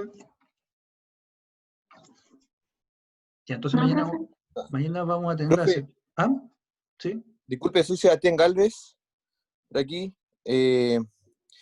Yo le mandé unos correos electrónicos, 2, y no me ha respondido, entonces me gustaría saber, porque le pregunté sobre los trabajos, sobre la fecha que tuve problemas con el tema de la toma de ramos y todo eso. Entonces me gustaría saber bien, no sé si lo leyó. ¿Y me enviaste el correo mandé uno el 5 de mayo, y le mandé uno hoy día en la tarde. Ah, qué raro. Mira, porque he tratado de contestar todo lo que me ha llegado y no lo he visto. Ya, pero mira, me comprometo a revisarlo ahora de inmediato y te contesto por ahí. Ok. A no ser que ¿Me quiera... contesta por el correo?